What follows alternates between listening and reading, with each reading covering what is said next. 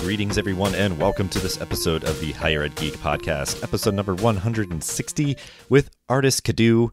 So if you notice, my voice is a little bit deeper and kind of raspy, just coming off a little bit of a sore throat, but wanted to make sure we got this awesome episode out for you all to enjoy, talking all about how technology and AI can help personalize student communications across the student lifecycle. So Ardis brings a lot of experience and expertise and passion for this topic. It was really great talking with him and what his team there at Element 451 are up to.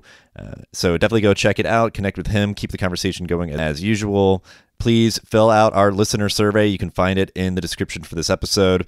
Check out our merch store, and I think that is everything that we need to cover for housekeeping. So please do, without further ado, after this brief message from our sponsor, enjoy this episode number 160, a bonus episode with Ardis Kadiu. This episode is brought to you by Kitcaster. Kitcaster books you on top podcasts. How do funded startup founders attract prospects and talent? Podcast interviews. How do entrepreneurs with exits find new deals? Podcast interviews. How do C-suite execs differentiate in crowded markets? Podcast interviews.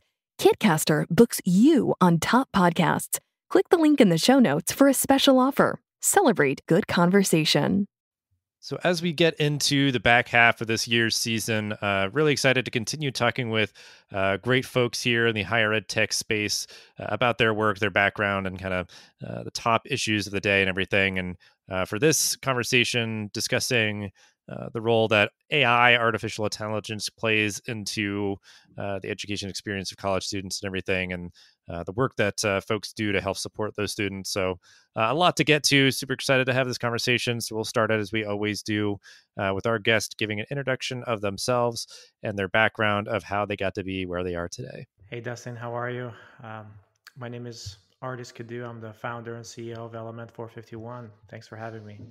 Yeah, it was great to have you. Happy to have you here and have your expertise on this topic. So just so folks have kind of a background, if you want to give kind of the story of kind of how you got to be where you are today and how Element 451 came to be. Yeah, no, absolutely. The inception story, that is. So my background, I'm a computer engineer by trade. My undergraduate, I went on to get a business degree from NYU. During that time, I was working at NYU as well.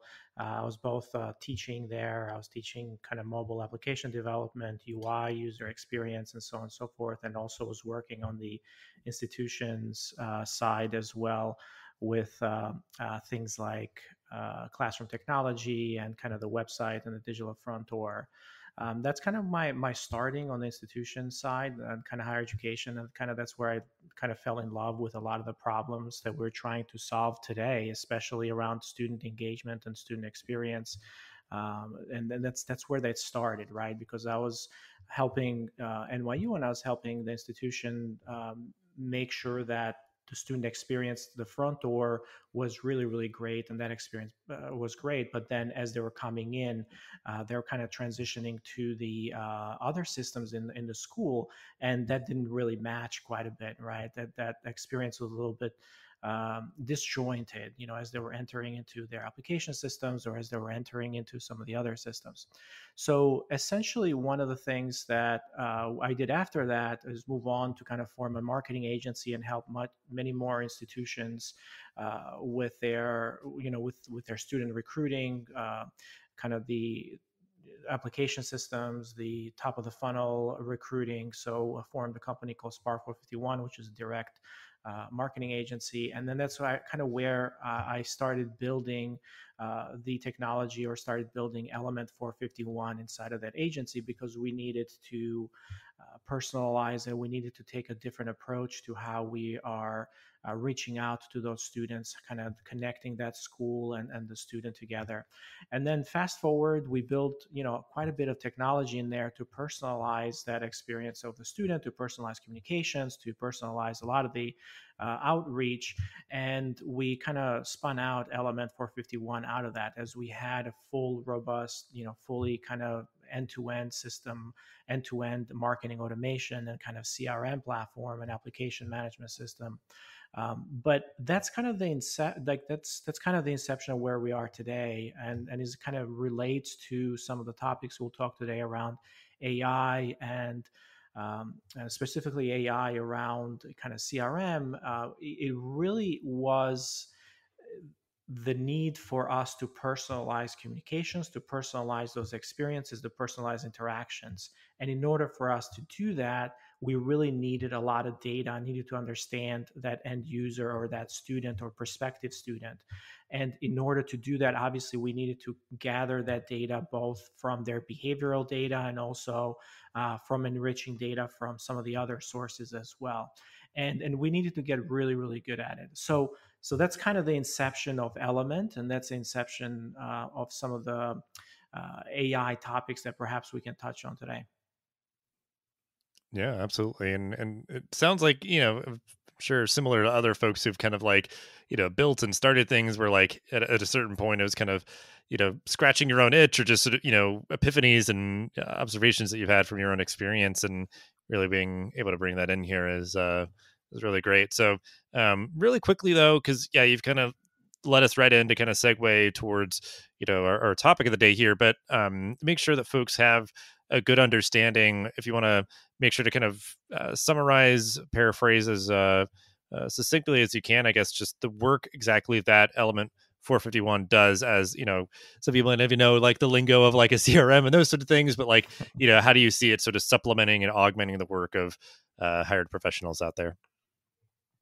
So Element 451 is, we like to call ourselves a student engagement CRM. And what that means is that a school or an institution is able to use Element all the way from top of the funnel, from the student recruiting for that prospective student where they're interacting or they don't even know who that student is, from chat to inquiry to kind of capturing their activity on the website, all the way to the application process, to that student, to sending communications to that student through email, SMS, and other channels, to handling the whole application experience, and then even further when they became a student as well, to handling that engagement with that student at that time. So Element is really an engagement platform that you can think about it as a marketing automation, plus handling all of the application processes that a school would need as well.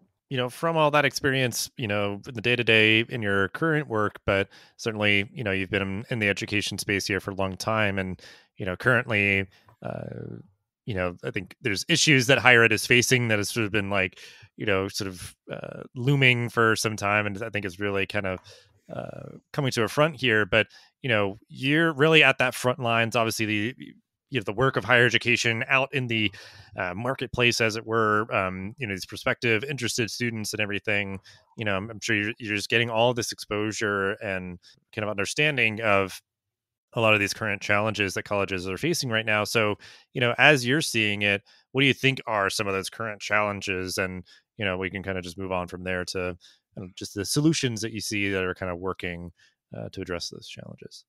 Yeah, I mean, higher education has been facing a challenge now in terms of declining enrollment for quite a while. And for those of us who are working in the industry, and for those of us who are kind of engaging with colleges and universities to help them with that, it's been happening for a while now, right? At least a decade plus, where we're seeing kind of declining enrollments.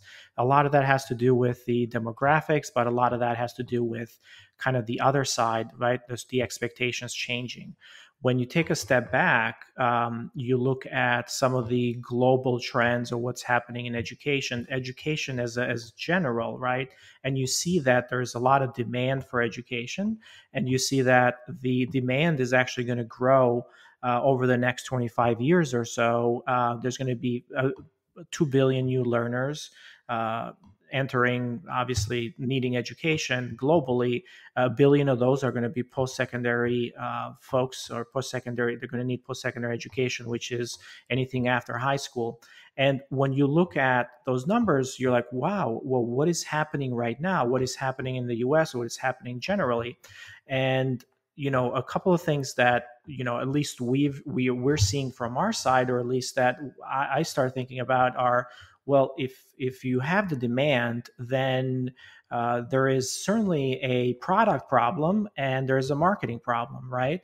So if the demand is there, then you kind of have this disconnect between what the end user or the consumer needs and how they're discovering the possible solutions out there. So taking a look at higher education, our product has not really changed in a really long time. We're offering the same kind of product or the same education that schools were offering 30, 40, 50 years ago. It hasn't changed in a long time. However, the consumer has changed, right? The students of today and the kind of the learners of today are very, very different from when they were a long time ago. The expectations are completely different. They're kind of digital first folks with Gen Z and so on and so forth. So what ends up happening is that the institutions haven't caught up yet, and COVID has certainly accelerated and made that kind of gap a lot worse, and accelerated, for example, the decline as well, right? Because those two are not matching up. So I would say that is the biggest challenge that we see for higher education, is that the product needs to evolve, and at the same time, because the consumer or the student has so many choices and the marketplace has wide open, it is very difficult to attract that student, or to let them know that this thing exists, this product exists. And that's the marketing side of it. So the marketplace is now more national, more global for that matter. Students can take courses that they're no longer restricted geographically to kind of close to where they are. So they can actually take courses online, or they can take asynchronous courses or live. So all of these things have made it possible for that to become more of a plain level field. And when you don't have a campus to sell, right? So a lot of our institutions are built around this idea of a campus and the campus experience. Then what is, how are you going about marketing, right? Marketing is very different now in this digital kind of landscape. So those are two of the largest challenges that we see right now. Yeah, I mean, I'm sure everybody feels that right now. It's just like, yeah, there's the looming domestic enrollment cliff, which I think is a important distinguisher, especially how you're framing it, where there is sort of this, bigger opportunity in kind of the addressable market, as it's called, for global learners, but everybody is sort of competing for those folks. And I think, part of the solution that some folks see around like lifelong learners and adult learners, but they're looking for something completely different in terms of what, a lot of colleges have traditionally offered in terms of degree programs. These, adult working lifelong learners are, looking for very different things. So yeah, I mean, there's just, often, I think for a lot of institutions, they're looking at really high acquisition costs for a lot fewer students. So then you kind of left, scratching your head up, just like, okay, like, what are we going to do here? And I kind of have two follow-up questions around sort of the solutions, and I'm curious to see how you take them. So the first one, I kind of want to frame it as like an either or, but certainly take it as you will. If you're like, it depends, or a little bit of both or whatever. But I can imagine that, as you're sort of, an institutional leader thinking about how you're going to address, like paying more for fewer students, because it's just, this like global competitive, market Right. for prospective students and everything. Is it that you're like, okay, well, we need to like further invest in more and more and more marketing? Because, the downside I can imagine there, it's like, okay, we're just in this like arms race for, social media ad placements or whatever. But, that could just be the nature of it and just have to do it smartly. Or do you try to figure out how to be more lean through like, the tools that you use and those sort of things. Because if it's like, okay, if this is just going to be how it is, as we're kind of maybe pivoting and kind of readjusting, we kind of need to like right size differently in terms of how we're deploying, these limited resources. So, yeah, curious your take on that sort of either or first, and then we'll go to my next question. I mean, as a CEO, one of the things that that goes counterintuitive to when you have a downturn or when you have kind of bad bad market conditions is you don't take away money from your growth engine, right? So you don't like the engine that is going to give you more fuel.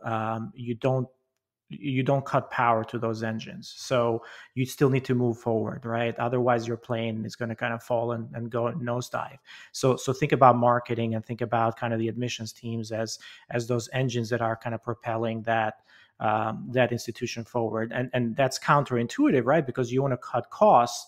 And what's the easiest thing to do is essentially cut digital marketing or cut marketing, because there's no person tied to it. There's no family tied to it. So it's like, well, I can't cut down my overhead in terms of people that I'm hiring, but I can cut down my marketing.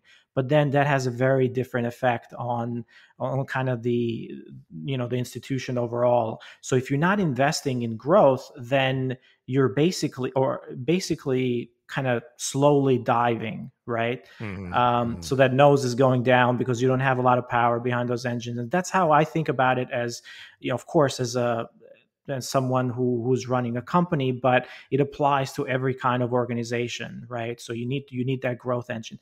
Obviously, higher education is a little bit different because the Horizons timeline is a bit different there, like a lot longer. It takes a lot longer for an institution to even see the effects of that downward kind of trajectory. However, COVID has accelerated that, and kind of the effects of some of the things that we talked about around the marketplace and kind of where we are and kind of the digitization and the expectation of the students has also bring to light a lot of those deficiencies that some of the schools have around that. So from my perspective, one of the things that schools need to do is invest more on those growth engines rather than kind of cut down and be lean. Of course, you don't want to have, like, you think about overhead and you think about, okay, are these programs effective? Are we, how many students are we kind of adding to these programs? Like when you look at the parallel from a consumer product company, like they're cutting down product lines very easily. They say this product line is not very profitable. We're not going to invest any more in it and we're going to cut it down. But you look at it in higher education, it's very, very difficult to kill a program, right? And you have faculty members and you have kind of this dedicated resources that you're adding to that. And it's not bringing in revenue, but you're at the same time, you still keep going on it. So you're not giving more resources to the things that are making you more money or the things that the consumer wants, right? So then it becomes really hard to balance that. So it's I don't know. I mean, how do you think about it? I mean, Dustin, what do you think are, because you look at it from the business perspective and it's like, doesn't make sense. But then what do you think? You're in that area as well. Yeah. I mean, I've like some exposure to I for better or worse, I've never been put in a position to have to like make this decision. But I think yeah, I mean, what you're saying makes a lot of sense because it is the idea of like, if you have, this area, marketing, obviously that's the top of the funnel, that's where your growth is going to happen. And you could be like, yeah, like starting to cut costs. And I think like the airplane metaphor is very apt because if you play that kind of metaphor out, you start kind of pulling out sort of the oomph on the engines. There's going to be a like objectively true perception of like, well, we're still moving forward, but you are also like starting to like head towards the ground and potentially crashing. So it's like, because you're not like in a free fall where it's like, oh, we were moving and now we made a hard stop and we're just crashing straight down. It's like, oh, well, let's just like pull off a little bit. And like, yes, we also, you're still moving forward, but you're also kind of like heading down. So I think that is a very wise bit of advice there. But I think this definitely leads to my like second part of this question around solutions and kind of the topic at hand here of like AI and its role in sort of supporting, engaging with students and all that is like being lean. I think is something that's going to be really important for higher ed. So kind of like my 2 cents is the idea of like, if you are, this is kind of like building on what you were saying, like,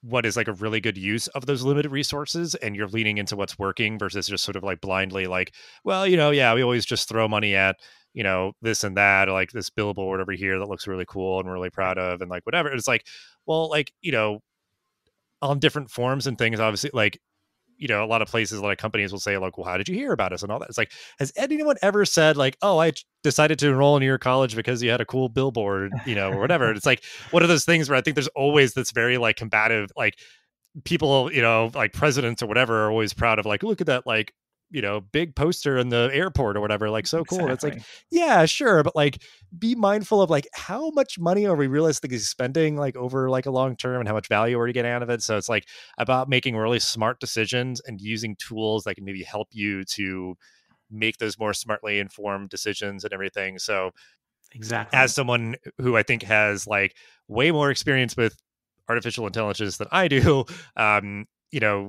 you're in, this really like in a niche space as well, like, tools that sort of help, utilize artificial intelligence and everything. Like, how do you see this playing into maybe people, higher ed staff, admission staff, marketing staff, hopefully being able to make smarter decisions about what they are doing, aren't doing, how they're spending those limited resources and time and all that?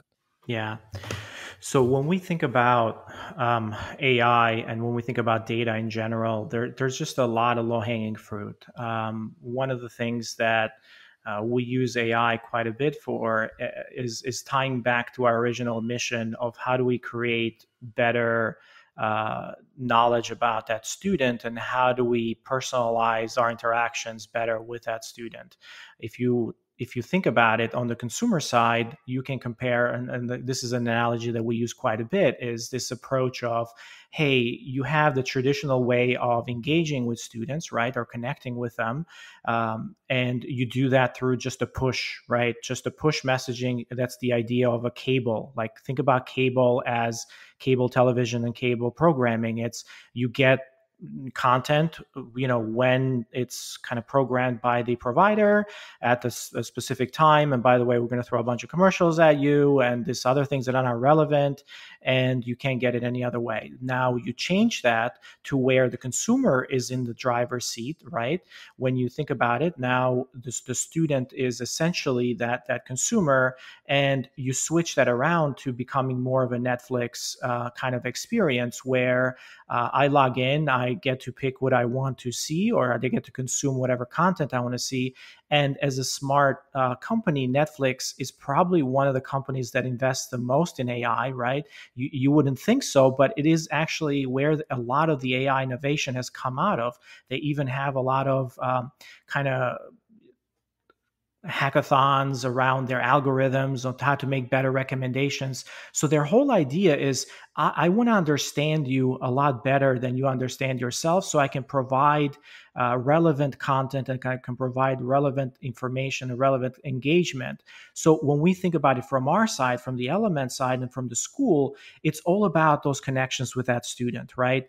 When you're engaging with them in a digital world, and when their inboxes are full, and when there's kind of this digital this fatigue, right? There's just a lot of fatigue around communications and these digital communications, because everybody now has become really easy to send emails or to send SMS messages. But knowing, the things that are going to cut through the clutter are the ones that are relevant, the ones that are personalized, and the ones that are timely. And that's how we use AI and how we see AI being really helpful in this case, because, the ability for you to engage is, basically gone down to zero. The cost of that has gone down to zero, but there is more and more and more, clutter. And how do you cut through that? And the only thing that's working or that works is stuff that's relevant. So that's how we feel AI is kind of pushing through.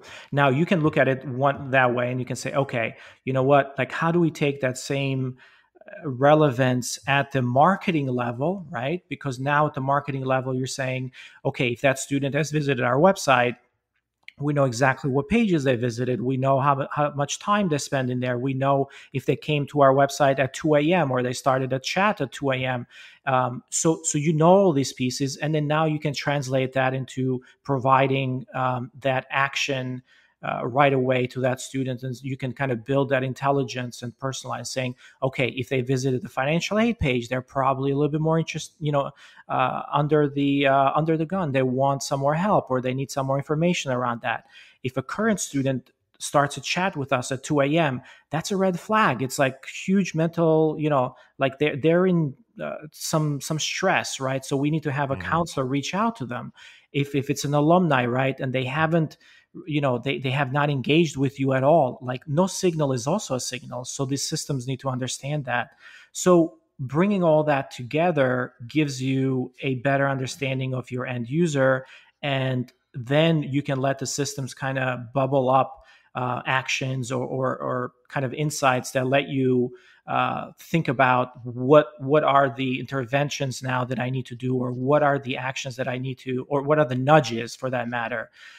So ideally, you want to have the system automate everything, but you're not going to be able to do that. But you're able to get the insight in order for you to find out, to bubble up those more interesting things that you can do. So that's kind of the way we think about it.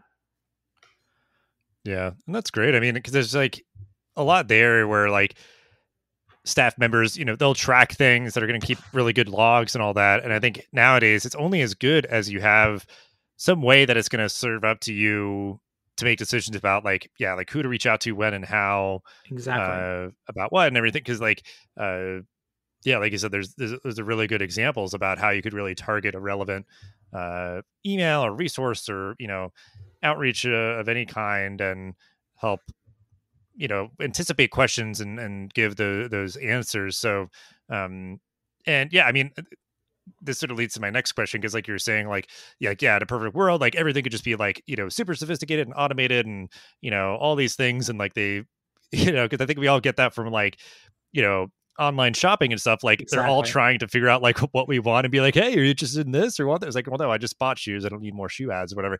So it's like those like automated ads are basing what they're serving up to you on some information, but it's not perfect. So like I'm sure as you maybe are like out at like a networking happy hour, like talking about what you do and like AI and stuff, there's some people that sort of are skeptical, and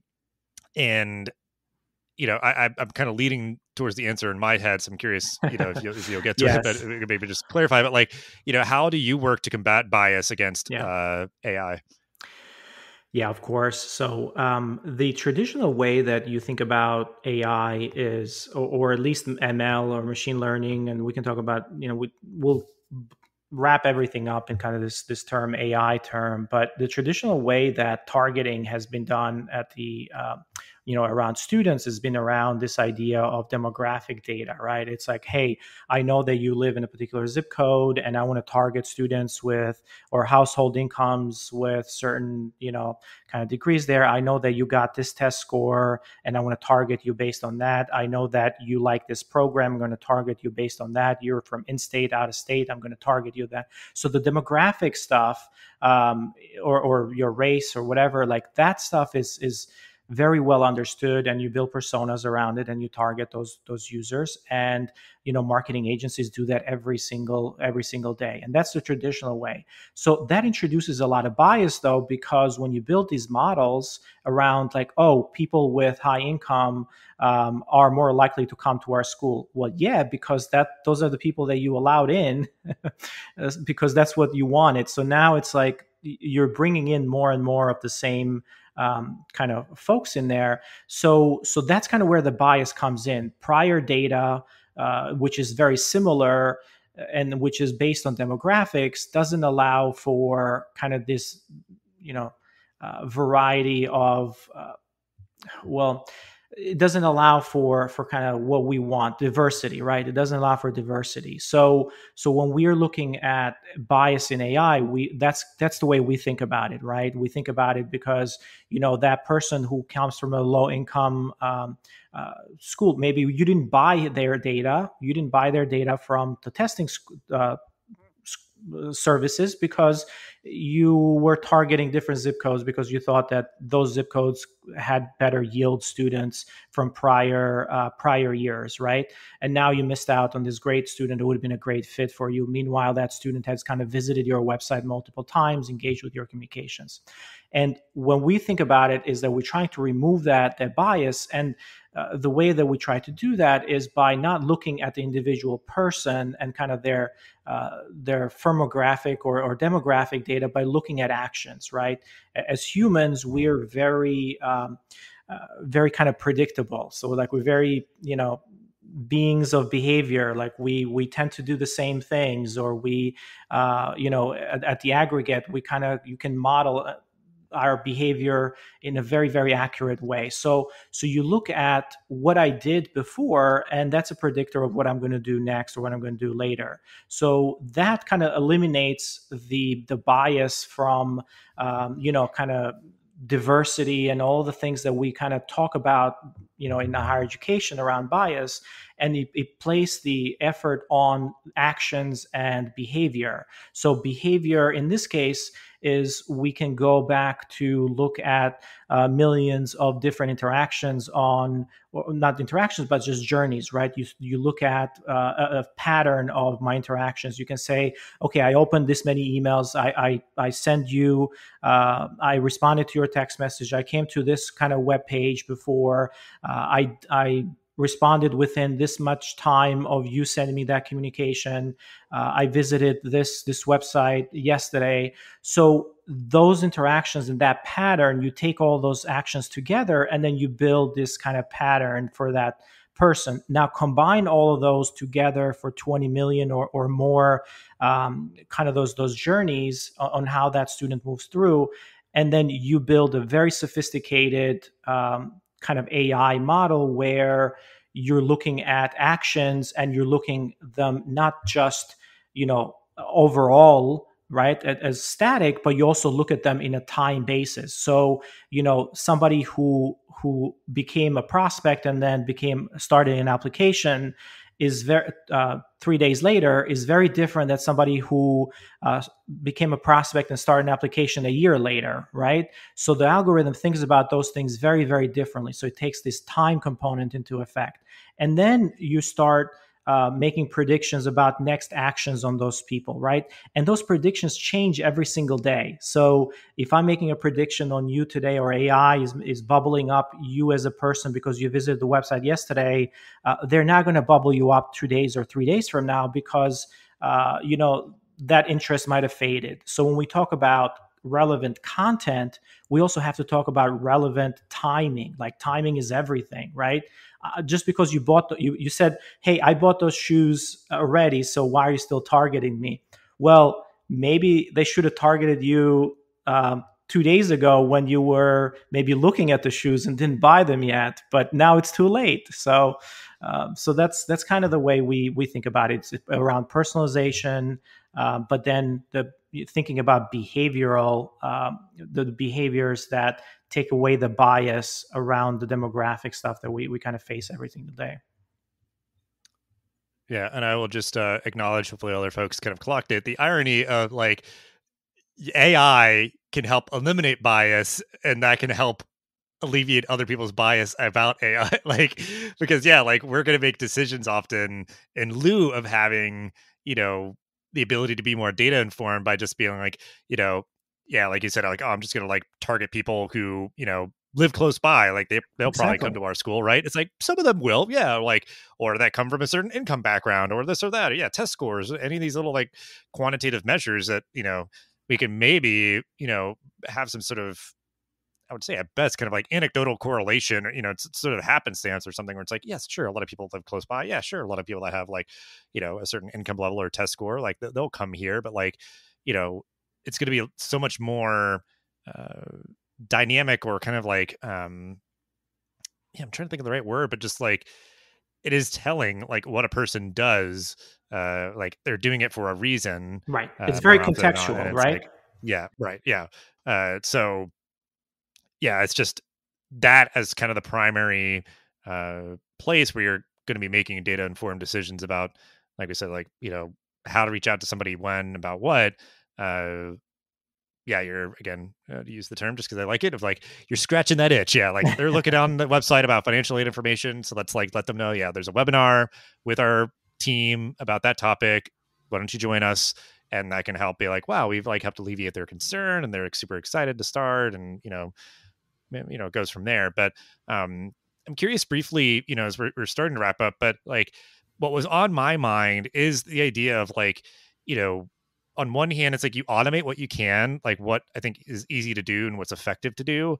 But on the other hand, when you have AI and machine learning and all this stuff, like it can hopefully, in those places where you can't automate, it still allows for like humans to be a part of the process. Like they're going to make kind of the data matter, make sense of it, and make decisions based on those things. So I'm curious how, like, what your perspective is on that, because I think that that's always people's kind of concern is like, oh, well, we're just going to be like, kneeling at the altar of like our automated gods that are just sort of like, doing everything for us or whatever, and assuming it's all perfect and, doing the right things all the time. So like, I think adding in that dose of, the personal human touch where it's most proper is another way to try to alleviate somebody who's really concerned about, uh, some new AI empowered tool. Yeah. So there's a saying about it, right? Well, not just a saying, but there is kind of a principle that a lot of, and us specifically, talk about when you're making decisions. You're not making data driven decisions. We talk a lot about data driven decisions, but data driven decisions, there's no one to essentially curate those decisions, right? Us as experts, and give us the contextual nature of it. It's very difficult for machines to do that. But data informed decisions is probably a better way to think about it. So the data informs like where, and gives us kind of a little bit of a direction of where we should be looking, and kind of where we need to figure out like what direction should we be leaning towards. And then there's a lot of other factors that come into play, right? So data is there to inform us, AI is there to help us get those decisions right, help the percentage of getting us those decisions right. So if that makes sense, it's not there to replace and to make the decisions for us, but it helps us with the probability of getting those right. Now, when you think about where the biggest opportunity is, it's in removing decisions and kind of this repetitive tasks that are happening every day, and then let humans do what humans do best, right? Us as humans are better at connecting and engaging with, or talking like in this high bandwidth, like having these personal connections with folks, and kind of, so that's the highest mode of engagement, is when we talk about one-on-one, and when we talk about kind of real time, either through audio or video, or even in person. In person is the highest bandwidth communication. So let humans do that, right? But let the machines get down to bubbling up what should the humans pay attention to, but not necessarily be the ones to say, okay, we're going to do this thing for you. So that's probably something to keep in mind. That's always been my point of view as well, as sort of like, how can you use sort of like technology to empower like a high touch environment, Right. especially with stuff like this in education, with like, admissions counselors and coaches and advisors and faculty and all that. So, that's perfect. So before we do kind of our usual wrap up questions, I'm just curious, like what you're excited about for the future here.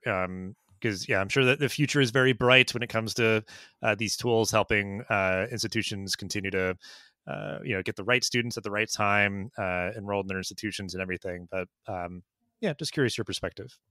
There's a lot that I'm excited about. Obviously, one of the big things is how these tools are becoming more and more accessible to everybody, and that's one of the things that we work with the most, is how do we make these tools more accessible, easier to use, and how do we make it you know essentially available for everyone. The other thing that we're excited about is that higher education, of course, education in general is going through a huge transformations, and there's going to be kind of winners and losers, and there's going to be business model changes, and you're going to see that happening more and more and more. And the rate of change is really exciting to us, because as innovators in the space, as kind of folks who are kind of trying to push the boundary, we do a lot of education around what should you be doing, how should you be thinking about this, what the narrative is.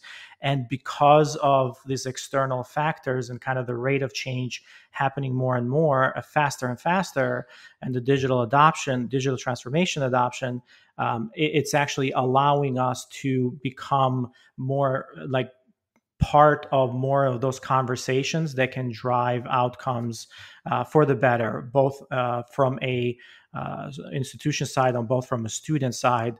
And schools are actually listening, right? So they're listening because they're put into a different position now, where now the student has become the driver, right? So they have to operate with a student-centric approach, student-first approach, rather than be gatekeepers. They are enablers, and they are kind of helpers and guides. Very good. Yeah. I mean, I think those are, all exciting things for the future here. But uh, yeah, I mean, as you're kind of navigating the future and just, doing your work every day, is there any relevant resources that you want to share on this or any related topic? Yeah, we try to post a lot of articles and a lot of white papers on our website. That's element451.com, element451.com.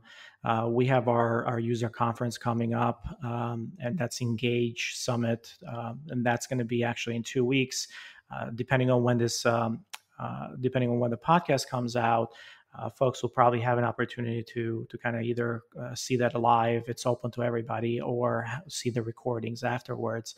But we'll talk a lot about kind of the marketing, engagement, personalization, how it pertains to kind of student engagement, and of course tools and techniques and all of that. The other thing that I want to highlight is that we usually, like when we talk about education at Element 451, we have a great enrollment analytics certificate that we have put together over the past couple of semesters now, and we tend to do that every fall and spring. So we see a huge gap in that area, the data literacy part. So we are trying to kind of push that forward, especially around enrollment analytics. So you can go to our website around that and register for the next cohort of that as well.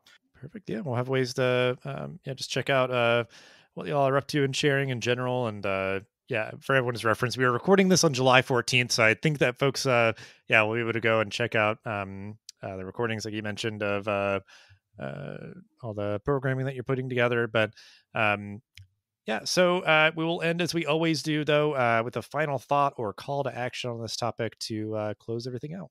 If you work in higher education, and if you've been in higher education for just a couple of months, or maybe you've been a lifer in higher education, it's probably one of the industries that is the most rewarding working towards. So if you are thinking about leaving higher education and going to a different industry, I guess the call to action is, stick around, help those students, help institutions. Education is a huge enabler and kind of a vehicle for lifting up people out of poverty, for lifting people out of different areas, and kind of bringing people together and making people's lives better. So you're not just working to get a paycheck. Like, obviously you can work on the vendor side, or you can work on the edtech side, or institutions, or helping them directly or indirectly. Stick around. I think it's much more rewarding. It's probably one of the most rewarding areas or kind of industries out there. It's a beautiful place to end the episode. Thank you so much for sharing that. And yeah, I mean, whatever shape it takes, for people where it's like, yeah, maybe you're right out of high school trying to, get a bachelor's degree, or you're trying to kind of level up your career later on and pursue education through, certificates or different things, like being able to work in this space and help people achieve those dreams and goals and everything is definitely very fulfilling. And yeah, I mean, I can't really imagine myself working anywhere else. So, but thank you so much for hanging out and showing all that you did. And we'll have ways to connect with you and Element 451 and everything else that you mentioned in the show notes as usual. But yeah, this is a great episode, and always love talking about just better ways to engage students and kind of better use institutional resources and everything. So just thank you so much. Thanks for having me, Dustin. I had a great time. Thanks for listening to this episode of the podcast. Make sure to rate, review, and subscribe so you never miss an episode. Thanks again for listening, and we'll see you in the next episode of the Higher Ed Geek podcast.